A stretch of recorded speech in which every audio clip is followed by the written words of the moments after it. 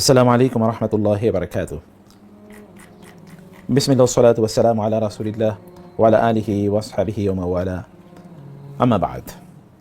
ফালহামদুলিল্লাহ নাহমাদুহু ওয়া নাস্তাঈনুহু ওয়া নাস্তাগফিরুহু ওয়া নাউযু বিল্লাহি মিন শুরুরি আনফুসিনা ওয়া মিন সাইয়্যাতি আমালিনা মান ইয়াহদিহিল্লাহু ফালা মুদিল্লা লাহু ওয়া মান ইউদ্লিল ফালা হাদিয়া লাহু ওয়া আশহাদু আন লা ইলাহা ইল্লাল্লাহু ওয়াহদাহু লা শারীকা লাহু ওয়া আশহাদু আন্না মুহাম্মাদান আবদুহু ওয়া রাসূলুহু। أما بعد فقد قال الله سبحانه وتعالى في القرآن المجيد وفرقانه الحميد: ذلك ومن يعظم شعائر الله فإنها من تقوى القلوب.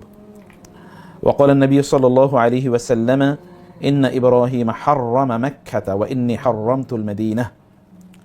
وقال النبي صلى الله عليه وسلم: المسجد حرم ما بين عير إلى ثور.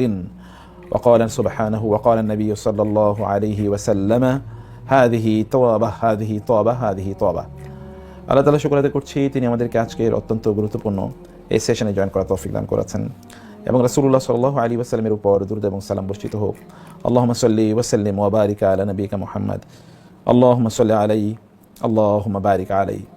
সম্মানিত ভাইরা এবং বোনেরা, গতকাল যেহেতু আমরা আলোচনা করেছি মক্কার ফজিলত নিয়ে এবং মক্কায় আমাদের যে এটিকেট আখলাক কেমন হবে বা সেখানে আমাদের আচরণগুলো কেমন হবে সেটি নিয়ে, ঠিক এই ধারাবাহিকতায় আজকে আমরা মদিনার আখলাক, আদব এবং এটিকেট এটা নিয়ে একটু আপনাদের সাথে আলোচনা করতে চাই। আল্লাহ সুবহানাহু ওয়া তাআলা এই কেন্দ্রিক আমাদের জ্ঞান, প্রজ্ঞা, দক্ষতা এবং এই টপিকের প্রতি যেন আমরা যথাযথভাবে ইনসাফ করতে পারি, আল্লাহ তাআলা আমাদেরকে সেই তৌফিক দান করুন, আল্লাহুম্মা আমিন।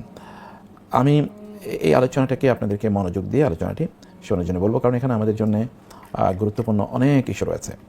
আমরা প্রথমত যে কথা বলতে চাই, মদিনা মক্কার মতোই নিষিদ্ধ একটা নগরী এবং মক্কার মতো এটা একটা পবিত্র নগরী। ফলে মক্কায় আপনি যে সকল কাজগুলো করতে পারেন না, মদিনায় এক্স্যাক্টলি সে কাজগুলো করতে পারেন না।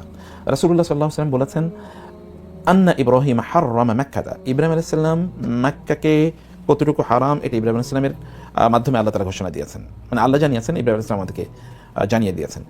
ওয়াদা আলাহা, ইব্রাহিম আলাইহিস সালাম মক্কার জন্য আল্লাহর কাছে দোয়া করেছেন, যেটি আমরা কোরআনে অনেক জায়গায় এই দোয়াগুলোর অবতারণা খুঁজে পাই। রাসূল সাল্লাল্লাহু আলাইহি ওয়াসাল্লাম বলেন, ওয়া হাররামতুল মদিনাতা কামা হাররামা ইব্রাহিম মাক্কাতা। ইব্রাহিম আলাইহিস সালাম যেমনিভাবে মক্কাকে পবিত্র ঘোষণা করেছেন, আমিও মদিনাকে এরকম পবিত্র ঘোষণা করলাম। এবং ওয়াদাউতু লাহা ফি মুদ্দিহা, আমি আল্লাহর কাছে দোয়া করছি ওয়াসাইহা, আল্লাহ তাআলা যেন মক্কার বাটখারাগুলোতে, দু ধরনের বাটখারা, একটা হচ্ছে মুদ আর একটা হলো সোয়া। আমি মক্কার এই মুদ এবং সোয়া, আপনি জানেন এই যে সাদকাতুল ফিতর বা ফেতরা যে আমরা দিই, এটাকে যে মুদ এক মুদ পরিমাণ নাকি অর্ধ মুদ পরিমাণ আমরা দেবো, এগুলো আলোচনা আছে না, এই সেই মুদ অথবা সোয়া, একসা নাকি আদাসা। এই মুদ এবং সোয়া, হে আল্লাহ তুমি এর বাটখারাগুলোর মধ্যে বারাকা দাও, অর্থাৎ এর পরিমাপের মধ্যে বারাকা দাও। অর্থাৎ এই মদিনায় তুমি যা উৎপাদন করবে সেগুলো অনেক ভারী বানিয়ে দাও মানুষের জন্য, অনেক বেশি উপকারী মানুষের জন্য বানিয়ে দাও, অনেক বেশি দামি করে দাও মানুষের জন্য। এবং মিসলামা দা ইব্রাহিম আলাইহিস সালাতু ওয়াস সালাম লিমাক্কাতা, যেমনিভাবে ইব্রাহিম আলাইহিস সালাম মক্কার জন্য দোয়া করেছেন, আমিও মদিনার জন্য এরকম দোয়া করেছি। অতএব আপনারা মদিনায় যখন যান, যখন আমরা যাব, তখন ঠিক এই যে মদিনায় যে বারাকা এর দোয়া রাসূল সাল্লাল্লাহু আলাইহি ওয়াসাল্লাম করেছেন, বারাকায় ভাগীদার কিন্তু আমরা হয়ে যাব ইনশাআল্লাহ। কি অসাধারণ, তাই না? একটা জায়গায় ভিজিট করতে যাচ্ছি, কিন্তু জায়গার কারণে বরকত আমরা পেয়ে যাচ্ছি। রাসূলুল্লাহ সাল্লাল্লাহু আলাইহি ওয়াসাল্লাম এখানেই ক্ষান্ত থাকেন নাই, বরং রাসূলুল্লাহ সাল্লাল্লাহু আলাইহি ওয়াসাল্লাম তিনি আরও বলেছেন, আল্লাহুম্মা জাআল বিল মাদিনাতি দু'ফাই মা বিমাক্কাতা মিনাল বারাকা। হে আল্লাহ, মক্কায় আপনি যে বারাকা নির্ধারিত রেখেছেন, মদিনায় সেই বারাকাটাকে আপনি দ্বিগুণ করে দিন। সুবহানাল্লাহ। মানে মক্কায় আপনি যা বারাকা পাবেন তার চেয়ে দ্বিগুণ বারাকা পাবেন আপনি মদিনায়। রাসূলুল্লাহ সাল্লাল্লাহু আলাইহি ওয়াসাল্লাম এইভাবেই মদিনার জন্য তিনি দোয়া করেছেন।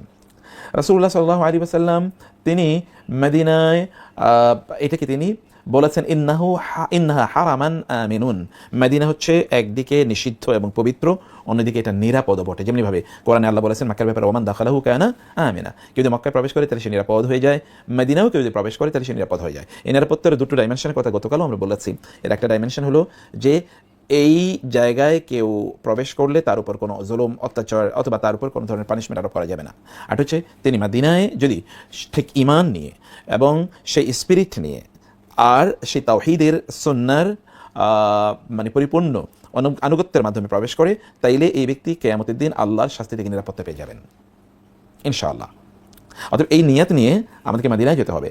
রাসূলুল্লাহ সাল্লাল্লাহু আলাইহি ওয়াসাল্লাম আরও বলেছেন, ইন্না ইব্রাহিম হাররামা মাক্কাতা ওয়া ইন্নী হাররামতুল মাদিনাতা মা বাইনা লাবাতিহা লা ইউক্তাউ ইদাদুহা ওয়া লা ইউসাদু সাইদুহা।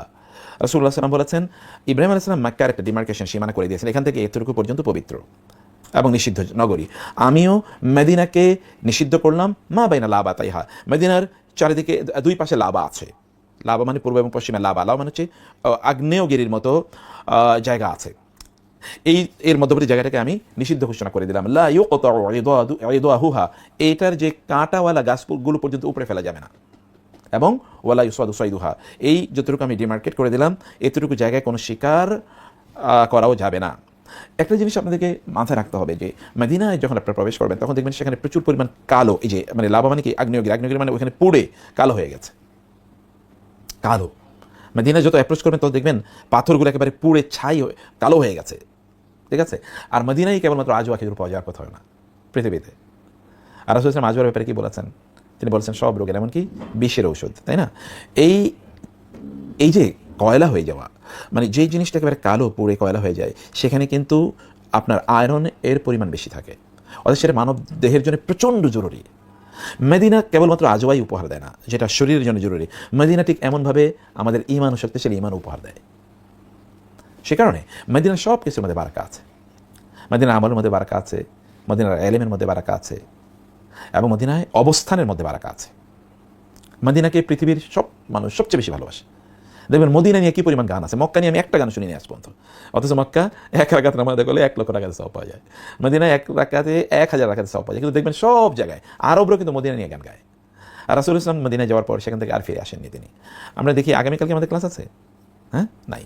তাহলে নেক্সট সেশনে আমি মদিনায় রাসূল ইসলাম কীভাবে গেলেন এবং মদিনায় গিয়ে রাসূল ইসলাম কীভাবে মদিনাকে আবাদ করলেন একটা থরো ডিসকাশন দেবো আপনাদেরকে রাসূল ইসলামের জীবনী নিয়ে, ঠিক আছে? এটা খুবই কাজে লাগবে আপনাদের। তো যেটা বলছিলাম যে মদিনাকে সাহাবায়ে কেরামরা এত ভালোবেসেছেন যে মদিনায় যারা গিয়েছেন তারা আর কোথাও নড়েন নাই মদিনা থেকে। Medina has become the capital of the Muslim world, তাই না? খেলাফতের রাজধানী কোথায় ছিল? মদিনা ছিল। মদিনা থেকে যে বের হয়েছে সে ক্ষতিগ্রস্ত হয়েছে এবং উম্মাহ ক্ষতিগ্রস্ত হয়েছে মদিনা থেকে বের হওয়ার কারণে। তো সে কারণে আমরা এই যে মদিনার এই মর্যাদাটা যেন আমরা পরিপূর্ণভাবে এবং এর ফজিলা, এর যে বারাকা যেন আমরা পরিপূর্ণভাবে গ্রহণ করতে পারি, অর্জন করতে পারি আল্লাহ তার কাছে, সেই তৌফিক কামনা করি। এবং আপনাদেরকে এই কারণে বলবো যে জিনিসটি আপনারা খুব ভালো করে বুঝবেন। অনেকে কিন্তু জয়েন করেন এখানে, আমাদের অ্যাডমিন প্যানেল আছেন না, একটু গ্রুপে আবার লেখেন তারা যেন জয়েন করে সবাই। আচ্ছা, তারপরে মদিনায় কেউ যদি কোনো অন্যায় করে, কোনো বেদাতি কাজ করে, কারণ আপনাদেরকে ভালো করে বুঝতে হবে